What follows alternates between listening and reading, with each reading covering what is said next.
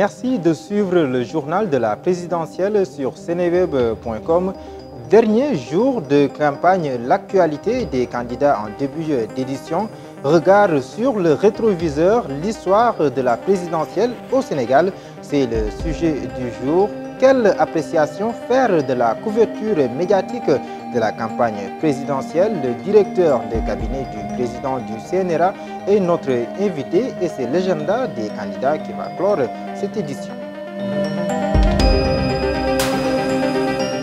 Bonsoir et bienvenue dans ce journal de la présidentielle. 21 jours de campagne, 14 régions parcourues à la quête du suffrage des Sénégalais. Les 5 candidats étaient tous à Dakar, n'est-ce pas, Moustapha Ndoye?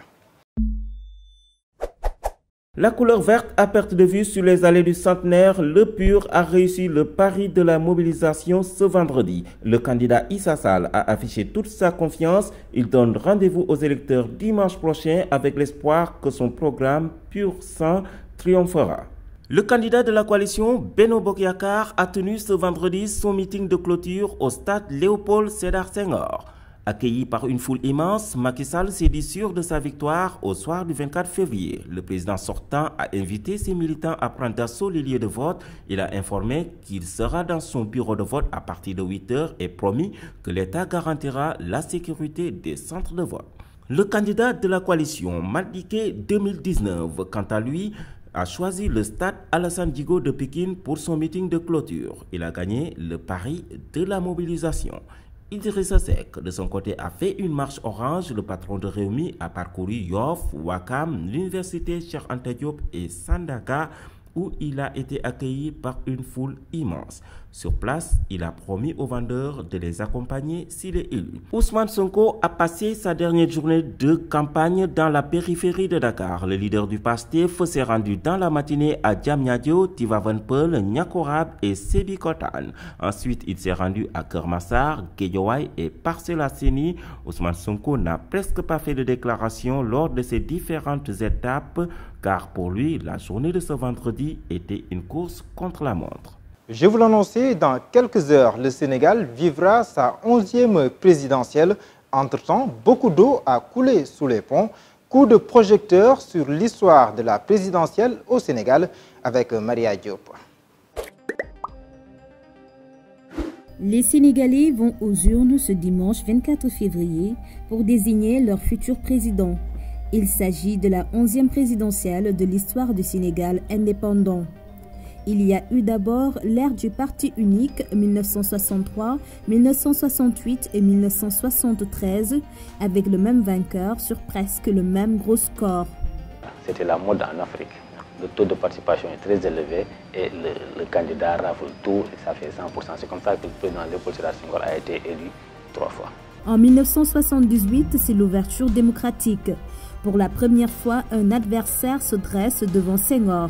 Mais il faudra repasser pour l'alternance.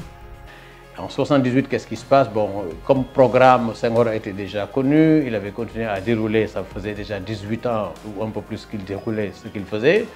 Et Wade qui arrive avec un autre slogan, qu'il voudrait vraiment changer, ramener un peu plus de démocratie, un peu plus de liberté, mais surtout en termes de son offre la plus retenue par les Sénégalais, c'était concernant les denrées alimentaires, par exemple le prix du riz. Bon, il est allé, il a un peu gêné le président peut-être, mais juste du point de vue de ce qui va venir plus tard pour les législatives, mais ça s'est arrêté là. Bon, Wade a perdu tout de suite en 1978.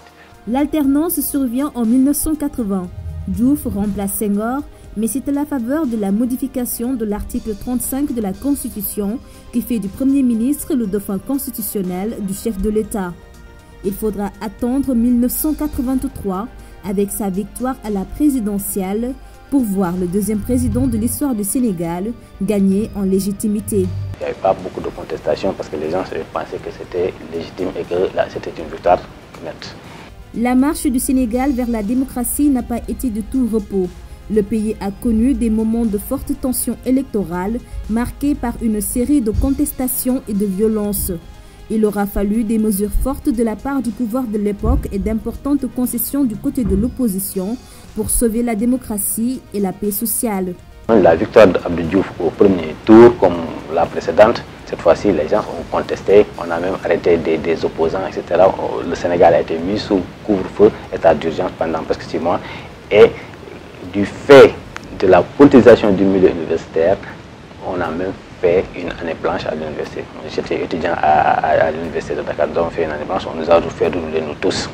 Si nous prenons l'expérience politique du Sénégal, c'est une expérience faite de perturbations, mais jusqu'alors, en dehors de la grande crise de 1988, il n'y avait vraiment pas beaucoup de désordre à une présidentielle, en amont comme en aval. Mais quand même, il y a toujours des moments de contestation. On en a connu en 83, on en a connu en 88, très fortement. On a eu les problèmes de 1993, parce que quand Diouf a gagné à la présidentielle de février, évidemment, avant qu'on arrive déjà à ce truc, il y avait la crise. Finalement, ça a donné lieu à un assassinat le 15 mai 1993, le juge Maître Babacar Sèye. La première alternance démocratique survient en 2000, mais le processus a été enclenché des années plus tôt, avant d'atteindre sa vitesse de croisière aux législatives de 1998. Et 1998, je pense que c'est la première fois où on a commencé à avoir un fichier électoral fiable, qu'on pouvait consulter. C'était dans Internet, c'est Lamine Cissé qui avait pris aussi cette initiative. Et 1998, je pense que c'est le top qu'on a eu en matière de parlement. C'était presque 49-51%. Donc, 1998 montrait en pointillé la possibilité d'une alternance démocratique au Sénégal. La presse y a beaucoup contribué. Pour une première fois, avec les médias privés qui commençaient à s'installer, les téléphones portables et tout, avec des résultats qu'on balançait juste après la fermeture du bureau de vote, l'élection a basculé et il y a eu la première alternance à Abdoulaye Wade a gagné. Beaucoup de choses avaient mûri entre-temps en termes de communication politique, etc. L'avènement des médias, le pluralisme médiatique était là.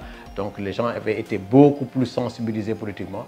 Le Sénégalais avait changé du point de vue de la perception de la gouvernance, du point de vue de sa perception des hommes politiques en général. Et ça a donné lieu évidemment à une première alternance démocratique avec l'élection d'Abdoulaye Wade en l'an 2000. En 2007 et en 2012, la démocratie sénégalaise s'est renforcée, non sans peine. Comme pour l'élection de 2000, les gosses de l'ajustement structurel, si vous voulez, ce qu'on appelle les enfants de l'ajustement structurel qui avaient grandi, mûri et fait basculer l'élection de 2000, ces gosses encore mûri un peu plus, on peut dire, pour créer un mouvement Yanama, c'est des journalistes, c'est des rappeurs et tout. Et avec la volonté du président Abdoulaye Wade de toucher la Constitution avec les mois du 23 juin, vous savez tout ce qui se passe, l'élection a encore basculé. C'est comme si le Sénégal avait décidé de barrer la route à un troisième mandat. Mais avant 2012, il s'est passé beaucoup de choses, une forte crise politique, vraiment des perturbations énormes, des initiatives locales et internationales de lutte contre le pouvoir de l'époque, ça on ne peut pas le nier. Wade avait ses adversaires et à l'intérieur et à l'extérieur, et ces gens, aucun des camps ne s'est privé de faire ce qu'il pouvait faire, évidemment, pour qu'on arrive à la présidentielle de 2012 avec les conséquences et les résultats que vous connaissez. Dimanche prochain, au-delà de la simple désignation du chef de l'État, il s'agira pour le pays de faire honneur à sa réputation de modèle de démocratie en Afrique. Couverture médiatique de la campagne électorale, la presse sénégalaise a globalement respecté la réglementation. Ainsi parle Matar Sall, le directeur de cabinet du président du CNRA et notre invité du jour. Dans l'ensemble, les médias ont respecté les principes d'équité et d'équilibre, notamment. Donc pour la RTS, vraiment, ce n'était pas compliqué. Pour la RTS, c'est l'égalité. Et donc là, vraiment, le CNRA veille à ce que cette égalité soit respectée. C'est la raison pour laquelle chaque jour dans le journal de la campagne, donc chaque candidat a 7 minutes. Maintenant, pour les autres médias, vraiment, il faut veiller à l'équilibre et à l'équité. De ce point de vue, vraiment, les médias ont plus ou moins respecté la réglementation.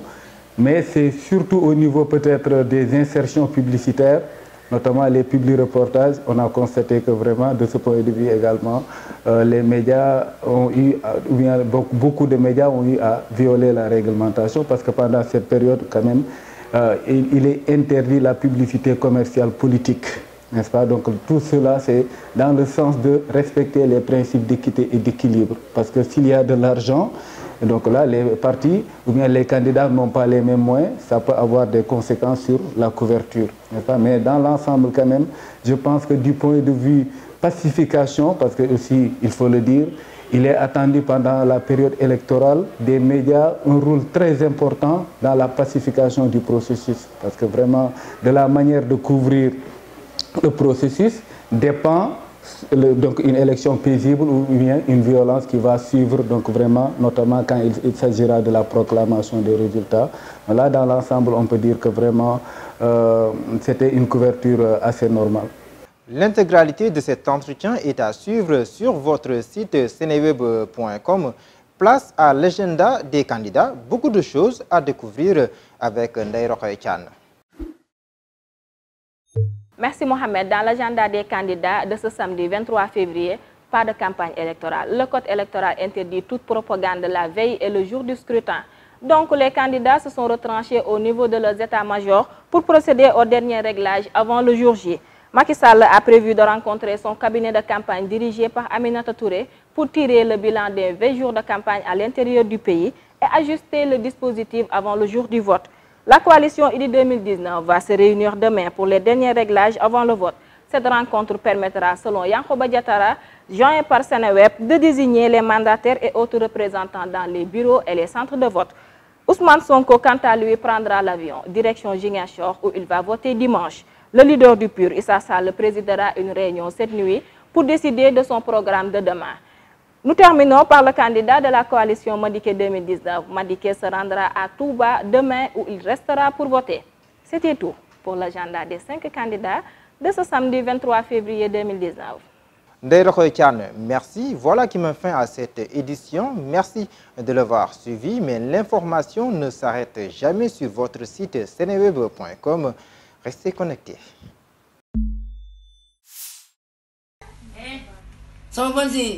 bu ko jaawale bulletin bii nii moom mooy jël ak yeneen jël ko boo ko jël di ko si enveloppe bi bu leb enveloppe bi na nga ko jël ma ne ko fàtt turu bi jël ko di ko si kees bi jël yeneen ni sànni ko sa xët Macky Sall kan ko turu la